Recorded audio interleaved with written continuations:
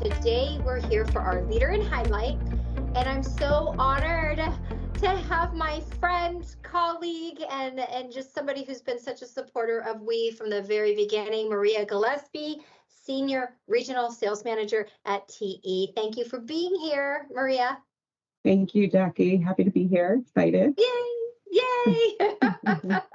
I'm really excited to interview you because I think that you are the epitome of a we member that we are trying to reach. Somebody who has really risen up in the ranks, who has really taken her career, owned that, and kind of made her way in the industry. And I just love your story. So I want to share that with our audience. So I'm just going to start by asking you, how did you get here? I ask everybody this question because it's usually some different way, but how did you end up in this industry and what attracted you and why are you still here? Yeah, that's a big question, right? But so as I think back and I wonder where I was, and I always start to say this, I said I started in the industry as an expediter at a small distributor, stocking distributor, and I always jokingly say I could have been expediting tomatoes. For all I knew, I didn't know very much about anything, but I just took a step and started, right? And started with a small company, and it was just kind of learning, right? So I was expediting these products that were coming in and quickly kind of learned and wanted to do the next thing. And what was interesting about where I started was it was a small stocking distributor. So you could see the different aspects of distribution and electronic components and how it all worked together. So that always intrigued me because I was able to see so many pieces of it, right? So as I quickly figured out what exactly I was expediting, I became interested in the procurement side of it, the sales side of it, and just how all of that magic worked. And so I became aware of more distribution partners, more OEMs and suppliers, and what a line card was, and franchises, and all of that. And so I came, I would say, from a place of survival because I was really just trying to, hey, make it, right? I lost my parents very young. I was on my own, and I was in a pivoting time in my life, and I needed a job, and I got one, and I landed here. But the reason that I continued was because of just the pace of it, the energy behind it, the people that I started to meet and kind of learn about and different functions and so many different functions in this world. And so I continued to kind of just turn one thing and the other thing and then just keep learning. And through the different roles, I kind of an insatiable thing. It started from, hey, I need to survive and I need to do this, right? Because for so many reasons, and then it really just interested me.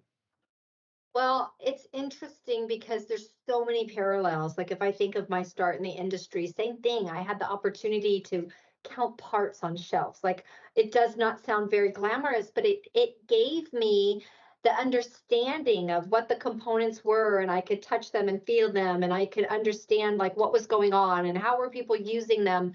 I think, if you look at our industry now, I wish our youth coming in had more of that opportunity to really start like on the ground Mm. level like we did. Also, you talked about losing your parents. I mean, very similar story to me. It was like survival, like I need a job. And then you come into this industry and it's almost like you can't get out because we have amazing people. What we do here in this industry is very impactful on the globe, right? With all the innovation and everything we're responsible for is very essential to a thriving globe moving forward. So it's like we take it for granted a lot of times, but there's really a lot of meaning in what we do. But what motivates you to really stay connected, to stay involved, and to not exit the industry and go probably so many other places you can go? So what motivates you to stay here? So, and it's interesting that you mentioned that part about the relevance because there's one part that I always felt very connected to, and it's really as I progressed in my different roles, and it was my involvement with the military aerospace and defense sector of our industry, and really where I spent the bulk of my years. I'm also a naturalized citizen. I also came to this country. I was born somewhere else, and I have a very just high regard and respect for our military, our men and women that do everything that they do for us, every day for us to live the lives that we live. Um, but serving in that way indirectly and providing the military aerospace vertical, um, supply chain and support, you just feel like you have a little tiny role in that. So that was always very inspiring for me as well. And then I guess what keeps me here is I really do think I'm an eternal learner, and I strive to continue to every time I turn around I find something else that I didn't know, right? And I believe in, if you are the smartest person in the room, go find another room, right? So if you've learned everything, then go Yeah. somewhere else and learn something else. Not saying I'm the smartest person in the room. I'm just saying that sometimes you kind of do learn your thing and you know what's going on, and then you want to find learn the next piece that you didn't know. And I think what's very interesting and what you said about our industry, it's very related, right? Everybody kind of knows, or there's a certain degree of separation. And what you start to find is that these connections that you build over time kind of come full circle. Yes. And you just kind of a big oversized family, right? I mean, you see I some of think the so. same folks and you take a break sometimes and you don't maybe talk for a year or two, and then you come back, right? And it's like, oh, Yeah. what are you doing now? And it's just that, I don't know. It's I agree with you. That, and then also being a small connected industry. We were just in Germany for our kickoff there, and shockingly, like, it is a small world, even though we like to really separate ourselves. Like, we really, people in general are very united in this industry in the sense of we're all working towards the same thing ultimately. And I think that's the beauty of, I love that part of what we're doing at Women Electronics, that we can connect people really in the leadership realm and in the community realm, and we're all in this together. But it was really interesting to see how, traveling to Germany, there were people I knew that I had seen at different events, and it really is all connected. So I love that about our industry too. So I'm going to get into some personal questions for you, because I really believe that leadership, we always say it's different moving forward than what we had in the past, even though a lot of what we did was really successful and great. But wow, leaders have such a different weight on their shoulders these days, and there's so many more skills that we got to tap into, that maybe weren't as required and prior in the world, really, not just our industry. So I wanted to ask you, like, what are your biggest strengths as a leader, and what are some of your biggest weaknesses? okay. So I would say that for me, it was timely the way that things happened, right? I always wanted to continue to grow. I didn't know exactly what that meant, but I was always pursuing something else. I don't know what the next thing was, but the natural, I guess, trajectory. And so I want to say that when I thought I was ready, I didn't know that I wasn't, right? And so it's taken me this long and this much time, and I still, like I said, learn every day. But I think there's such an important piece of having become a mother and having to, because I'm very driven, I'm very bold. People will tell you I'm a little bit forward. All these things that are great, right? That you, unless, right, there's the double standard, which we can talk about too. But Hmm. um, becoming a mother and learning that softer side, and that piece has actually also helped me in my leadership, because you have to have a whole different set of just patience and skills and empathy and grace that you have to allow yourself in your Yeah. versions, and also the world around you, because you view things differently. So not to tie it all together, but it kind of is intertwined in a sense for me, because um, as I was pursuing my career and as I was growing in my career, there were so many things in my personal life happening, and all of that kind of, it was starting to come together to position me to where I am now, whereas I lead with empathy. I lead with knowing that we're all, that the human piece is so important. We show up to work every day because we want to be a part of something, or we are supporting our families, or we have a multitude of reasons and so many interesting ones. And everybody has a story, and you don't know everyone's story. And when you're so driven, sometimes you can lose sight of that because you're just, you're driving. And I was kind of a driver. And not that I was not empathetic, but I failed sometimes to stop to make that connection.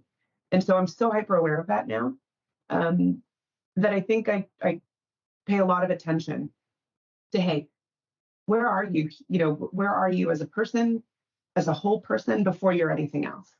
Um, so yeah, so I'll say that I think that's a strength. I hope it's a strength. Um, and I would say for a weakness, I do tend to hold myself um, very, very accountable. I don't know if accountable is the right word. Maybe scratch that. Um, I try. I set a very high bar for Yeah. myself, right? And that sometimes comes with not showing a weakness or not feeling like I can show a weakness. Hmm. And I think that is a weakness in and of itself because as I've done the work to remain my authentic self and show up as my authentic self, I have to be okay that sometimes um, not being the duck, right? Nothing's happening on top. Everything is happening on the bottom. It's okay because that's part of the humanity piece. That's part of the part that makes us so interesting. But even as driven as I am and as focused as I can be, I'm still human and I have days that are off, and that's okay. And so I think that because I strive to this, which is good to an extent, it could be damaging. And I've just spent some time making sure that hey, I'm hyper aware and I'm living in the moments with my family when it's time, and enjoying the successes at the moments that they're due. And yeah, that was a mouthful, but Okay, so I'm going to start with the empathy piece and just say how critical that is. We all talk about it, but having it in action with your team is a whole different story. And that does require, some of those life skills. Like I know with me too, having three children, I was forced. Like sometimes I feel like it through the experience of having children, it really helped me in life with my patience because I'm like you, I'm very driven and I'm very impatient and I want everything to happen. And then when I had these three little beings, like nobody listened. And don't. it was like, so you have to be really working on your patience and grace and all these things. And so that helped me tremendously too. I am always a work in progress. But the perfectionism side, I really relate to as well, because I think I've always been a perfectionist, just like what you mentioned. But we do, all those women leaders listening, please give yourself grace, right? Like that's the whole point of having these conversations, as many of us can relate. We're very hard on ourselves, but a lot of times tend to be hard on others as well Mhm. because we do hold such a high standard. So it's really paying attention to all that. So I love that you said that. What are the traits? So you mentioned the empathy. You kind of mentioned accountability, even then you said scratch that. I don't think we should because you are holding yourself accountable is a good thing, but if it's too harsh, that's when it can be sometimes a little bit damaging to yourself. But so empathy, you've mentioned relationships, you've mentioned accountability. There really are times in leadership you have to make hard decisions. We always talk about leadership, and people have kind of a romanticized view of what leadership is. There is not always anything romantic about it. And in those times when you're making a really hard decision, what are the values and what is it that's guiding those tough decisions? Well, that one, Jackie, as challenging as it is, I think that one is kind of just ties into the prior because when you're honest with yourself and who you are, and you're empathetic and you are driving accountability and you're having the communication and the I don't want to say strength, but maybe the withal to be the open and honest, Yes. right? And your peers. I mean, the leader only matters when you have to make a decision in a room and there's you're at an impasse. Other than that, we're all working together.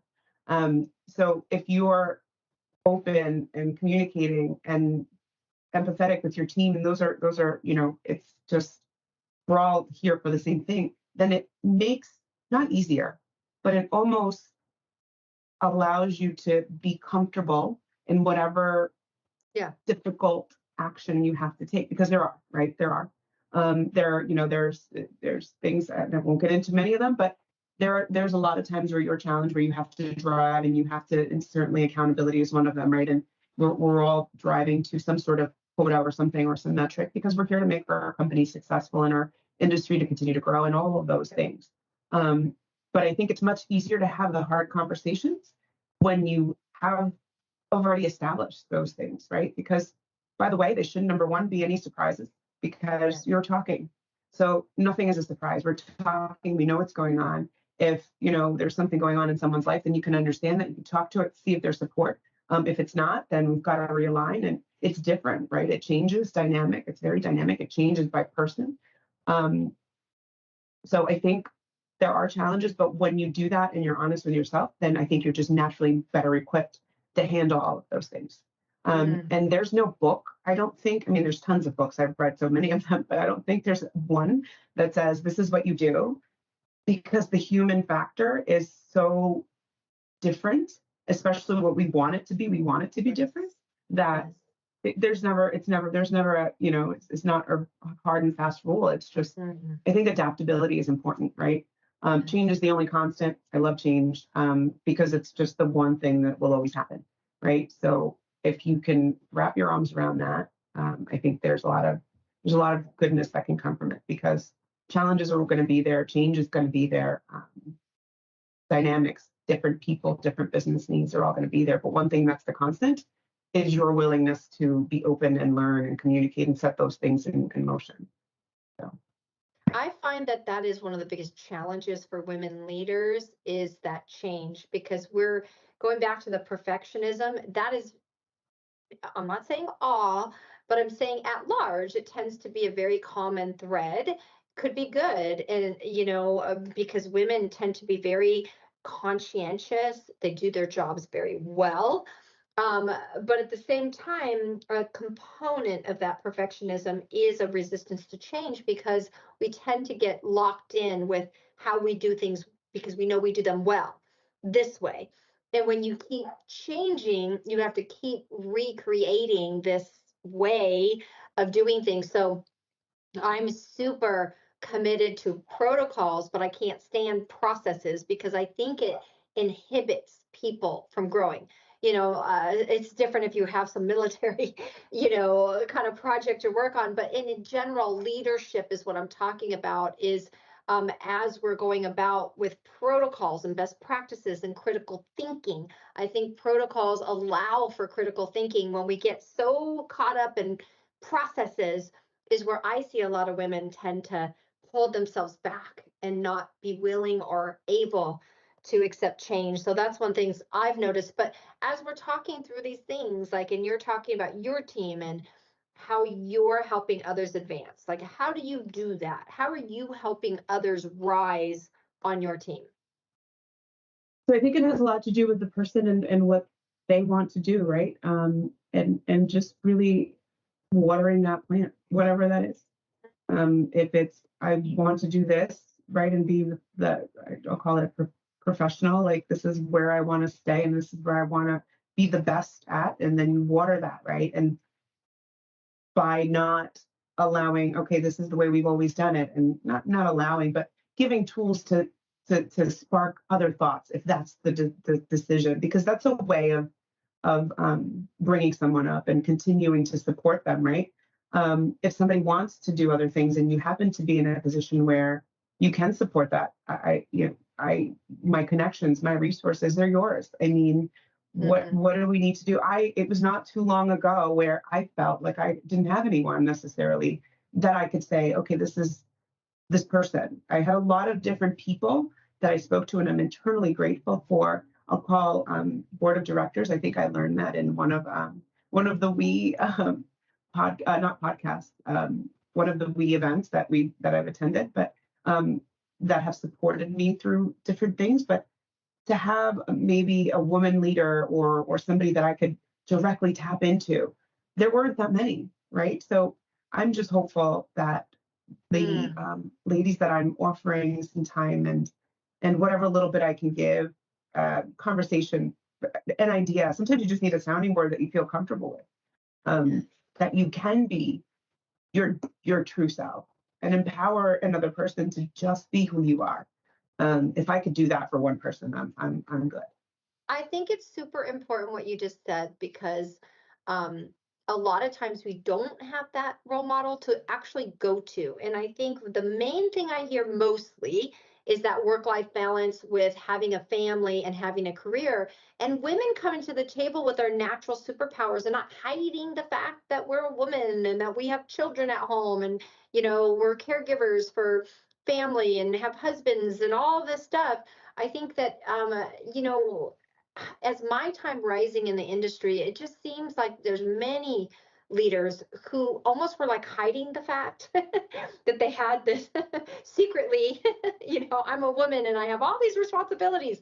So I think we have to move beyond that. We have to move into that realness of what you're talking about. And so having those essential female leaders to go to and talk about real life things with critically important, and that's what helped get me through a lot as well. So the fact that you're here to offer Mhm. that and then you're open to having those conversations about the real stuff, because on the other side of that, if we look at females who are, and even young males, to tell you the truth, in our modern day, everybody's in the same boat now, is that it's really important to understand that we're all in the same boat as having the same types of issues and the same challenges. On the other side of that, if we could support people through this process of having children and having a family,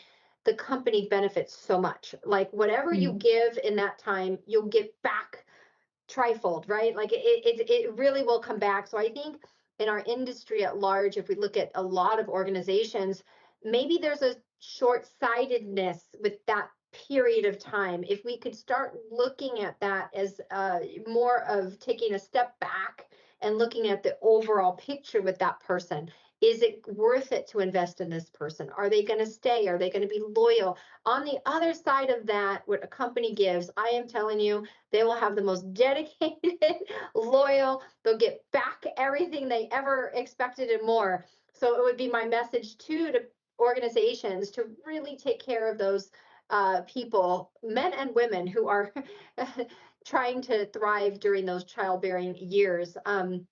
But before I get on to, I have a couple other very personal questions to ask you. But before I Oh, do, let me just ask you, because you already mentioned your involvement with We, so I'll just kind of throw this in now. And you've been involved for a while. So tell us about that. So tell us about, why did you specifically get involved with women in electronics? What value do you see? And why are you still involved now? Like, let's just talk about that real quick. yes. So, I mean, I'll talk really quickly, but I know that when I came home from the summit, I was immediately inspired by the message and the fact that we were missing that because it was very unique in the sense that women in electronics was not looking to just empower women. You were looking to do it in a very real world way by involving our counterparts. I had heard at that point, when I had just heard about women in electronics, about so many different groups that were very, they were missing some component of that. And I think the we message is so amazing because it's so relevant to our industry specifically, which has been predominantly male. That you're not just saying we're empowering women, we're empowering women. And by the way, we're pulling in our male colleagues and counterparts to also be a part of the conversation because you can't have diversity without that, right? So that is why, because I've seen we come from, where we just started to adding more things to living through COVID and surviving through that very different environment and pivoting to a digital platform and then pivoting back and offering so many things that I personally found incredibly amazing. I mean, the mentorship program, which I was a part of a while ago, the opportunities just to connect and to have conversations. I mean, just the conversations that you and I have had, Jackie, right? I mean, just to be able to do that and Yes. then offer an avenue, really, because I sat in the summit and it was just it hit home. Some of the things we were talking about, some of the things the speakers had mentioned, it was like if somebody would have just said that to me 10 years ago, that it was Yes. okay, this was okay, that was okay, and that was okay. That was baggage that I could have let go of and go focus even more, right? So there's Yeah. just so much goodness and so much positive, and the fact that we continue, or you continue to allow that evolve, to continue to evolve, right? Because that's the constant, it's change, right? And so adapting to the world and to the demands and to what's going on, and being kind of in front of it, and not saying, okay, this is what we're doing, and this is where we're staying. No, I've seen we expand globally, increase, shift, just everything. So it's so much more than, hey, we're here. Yes, we want to help the women in our industry, but we're also developing ourselves in the process, Yes. because it makes you think, right? And if you aren't reflecting and you aren't thinking, then how can you give that message? So, as I continue to be involved, and I want to drive the we message, I am constantly reflecting and making sure that my home is clean, and my values are, in the right place, Hmm. and it aligns, because that's just the checks and balances. And so it just keeps me agile too. So a little bit of selfishness in that, but I think overall it's just so joyful to see, and Hmm. kind of see the new era, I'll say, um, Yes. of people coming into our world. And I'm just excited because there's so much possibility. There's so much possibility. Different ways of thinking. You talk about the generations, and it's just I'm excited. So Ah, that's I'm it in so a nutshell. excited. And I have to say too that it's not all roses and butterflies. So you have challenged me in the past, right? We've had some good conversations about, growth and growing pains, and your opinions on what needs to change. And that's why people like you are so essential. So we always say we need people to come in and challenge us. We can't do this alone. We need our community, we need leaders like you. And thankfully, we do have a lot of amazing professionals that keep it real. So we have, we have a lot of people holding us in check, but it's a really good thing, because Mhm. we all are wanting to evolve and grow. And this is all of us together. It's like with leaders like you and all the amazing people we have in our committee structure, our membership base, that's allowing us, right, this growth. So I really appreciate your involvement and everything you've given to Thank you. us over the years. And shout out to your chapter, New York Metro, right? Yes. Is that what it is? New York Yes. Yes. Metro, Yes. Yes. to, getting people to maybe come into that chapter, and even people listening to be involved in your local chapters. So we do have that virtual component of our program, but we have the in-person as well. And that's been a big effort from a lot of you amazing leads to try to get this going again. So very much appreciate that, Maria. Yes. And so I wanted to ask you, what is it that generally makes you happy in your soul, like joy in your spirit? And what are some of the other things that make you cry? We're all human beings. Even if you're a male listening, everyone cries. I don't care what you said. I've done the research. Every single person cries. So, um, what is it? What are those things for you? Okay, so what makes me happy in my soul? I guess there's so many things, right? But my children, watching them just experience life very differently than I did. Yes. That is just, it just fills my heart with joy. And then also, just continuing, I guess, to give some sort of give back some way, right? Whatever that is, it could be anything. It could be when we have, even, not to bring we again, but yes, it's a we soldiers angels when we do that, right? And we're able to bring it together, and you talk to a family and they're asking for things that are so basic sometimes, Yes. and it's heartbreaking, but at the same time, to be able to do it and Yes. to Yes. give that and to see that full circle, that's huge.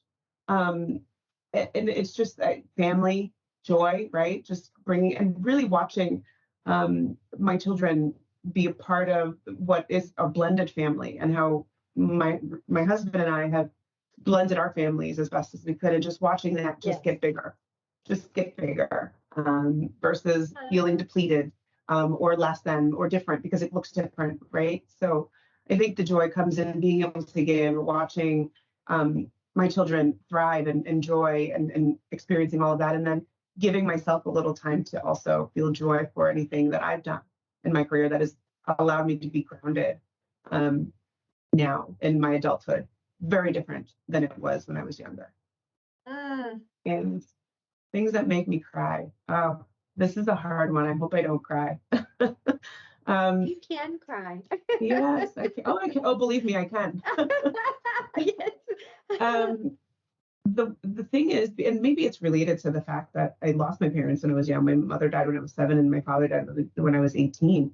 And what's interesting is I've always felt an ability to deal with death and the end of things well, but it's hard for me to accept that it is right. It is going to end, and so I think part of why I am driven and motivated and very much trying to do so much, right, is because I know how limited our time is.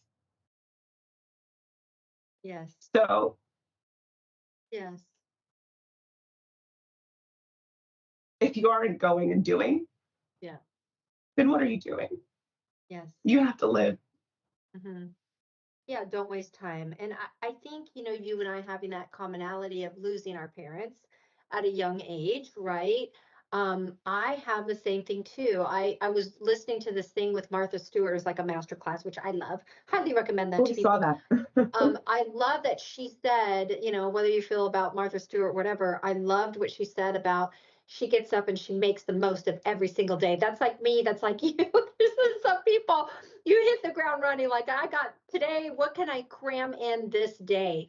And so I don't know, Maria, maybe that is part of us both losing our parents and knowing the reality of limited time and having to separate from people that we loved so much.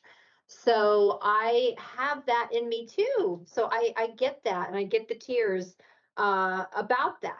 It's a real thing, and so I totally understand. I'm sure a lot of people listening can relate as well. There's a lot more people who suffer in silence than we know.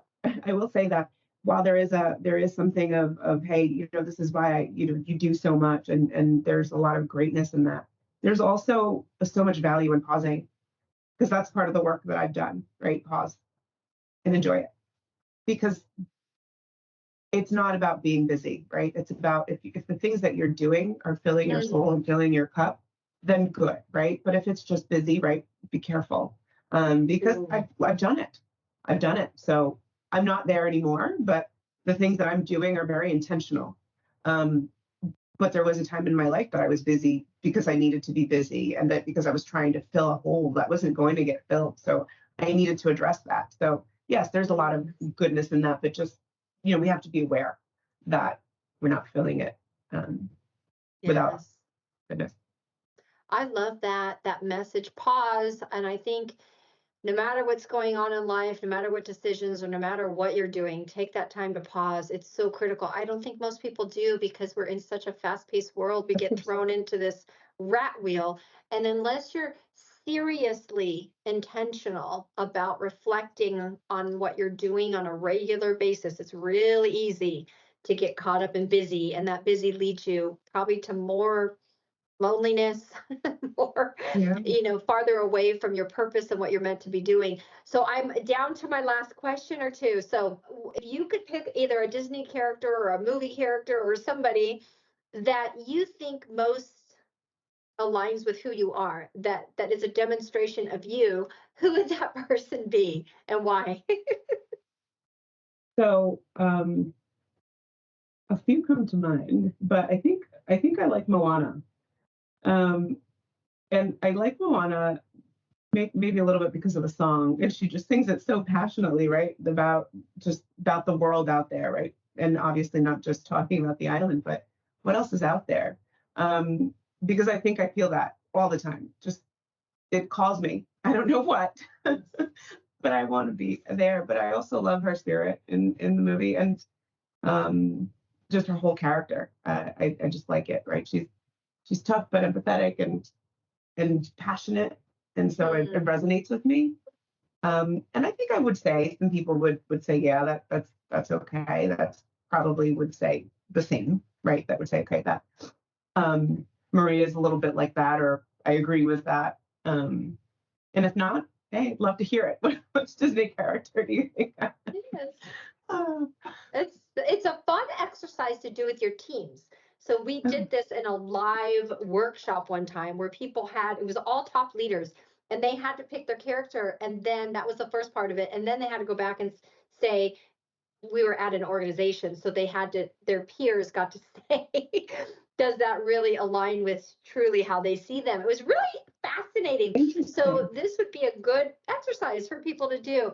And then finally, to just conclude this interview that went so fast, Maria, It did. what, it doesn't it? It just goes so fast. I wish It we had does. We more time. laughed, we cried, we did everything. I know, and your kids are waiting to go sledding, so we got to wrap it up. But what is the thing, if we conclude to say, what is the thing that you, if people could take away one thing about Maria Gillespie, what is the one thing you want people to know about you as a leader